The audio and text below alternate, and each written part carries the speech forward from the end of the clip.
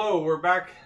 We're back at it again today, doing some videos. Today's video is going to be big body shock versus small body shock, the pros and cons of those, um, mainly on a dwarf car or a Mod Light. So our small body shock, in this case, this is a 12 series, 6-inch shock. You can get this in a 12 or a 13 series. This is the shock we've been doing. It's a hone body shock, has a billet piston, pregnated wear band, low drag seals, low drag divider, all billet machine parts, all made here in Wellington, Kansas, USA. Very good shock. This is 1.5-inch bore. Very good shock for the Mod Lights. Very good weight ratio for the Mod Lights. This shock is priced at $150, and the coilover kit is for an 1 7/8 inch spring. You can also get a 2.5-inch coilover kit for this. So this does cover every desire that I do believe people would want in a Mod Light or a dwarf shock. And the valving range is so large and so unexplored by most people. I think that every valving range possible for a Mod Light or a dwarf would be in that shock. This is a 23 series, okay? We've had a 23 series 7 and 9-inch shock, and now we're doing a 23 6-inch. It only comes in a 2.5-inch coilover kit. It is 46 millimeter. It is honed body, pregnated wear band, high flow linear piston, set up with digressive shim stacks, billet seals, so same principles that we put in our big body shocks, we put in our small body shocks. It would carry a little more gas volume, it would carry a little more oil volume. This shock lists at 230 plus the coilover kit. Now the trend has been to get to this big body shock in a Mod Light. It's, in my opinion, not the best idea in the world for the Mod Lights for multiple reasons. One, the weight ratio versus the pressure that's built inside of the shock in the small body stuff is really, really good. If you look at a lot of motorcycles, they don't really carry a big body shock because of that reason, because they're dealing with that 1,300 pound range. So by going to a smaller bore, it actually allows the pressure that the shock is making, the PSI internally, to be up a little and to be in a better range, a more controllable range by the piston and the shim stack combination. So when we go to a big body shock, the pressure is down quite a bit, and the shims are not as active as the bleed circuit. So it's not going to make as much valving. And if you know anything about shocks, the shock needs to make valving in order for the car to make grip or feel. It cannot all be bypassed through the bleed system in order for it to work.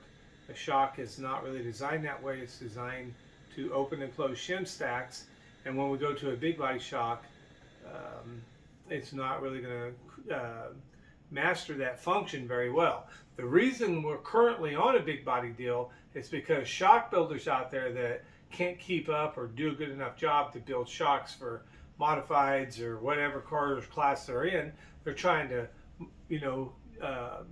take advantage of the Mod Light market by being first to market with this big body deal. And it's not going to be a good deal, because the companies that build small body shocks are probably not going to continue to build small body shocks if everybody goes to a big body. The reason that we did this 6-inch body is to accommodate for a 6-inch body, 7-inch shaft scenario, to accommodate for the crate late models that can run a bump, is why we did it. But we are trying to get out in front of the curve in case this is the route that everybody decides they need to go.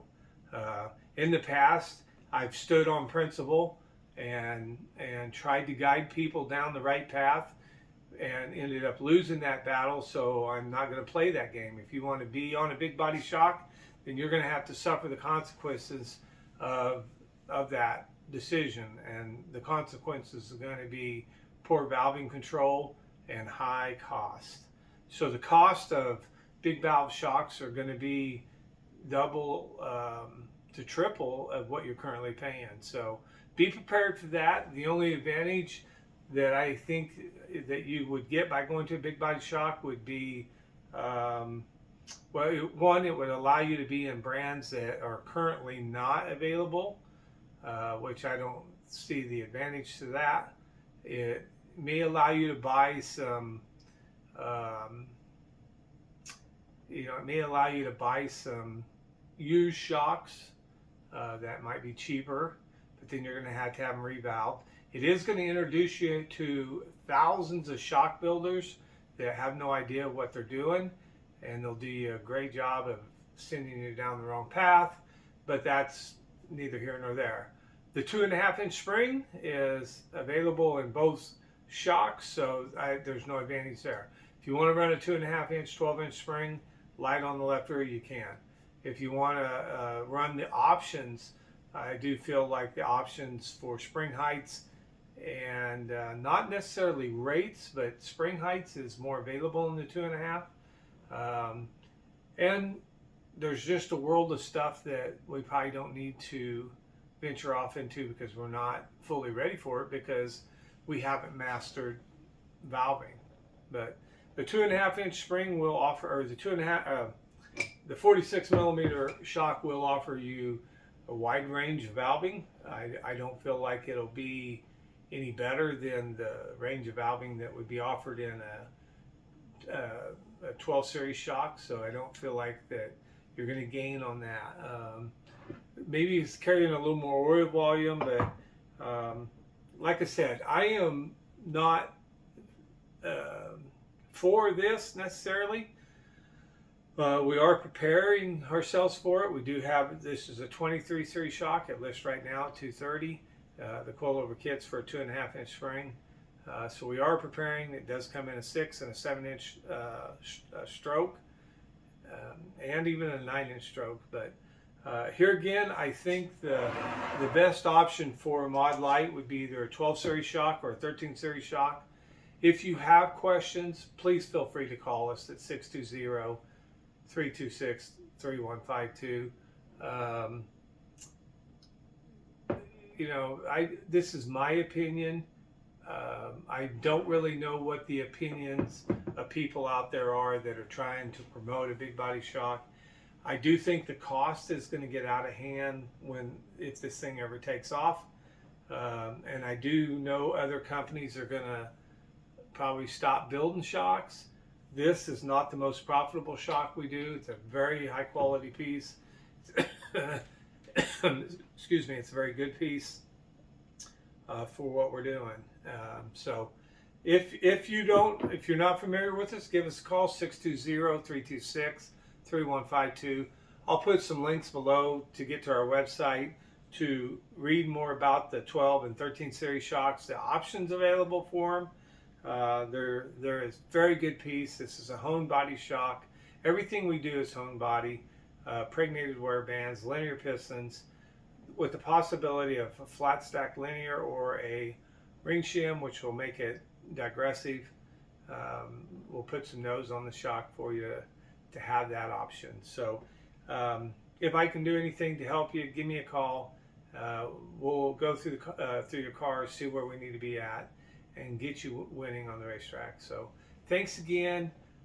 Again, this is my opinion of big body versus small body. This is not going to be the opinion of everybody, so take that in consideration.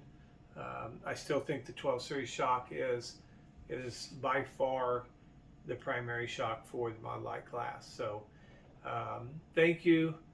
We'll see you at the track. Let's win races. God bless you and have a great day.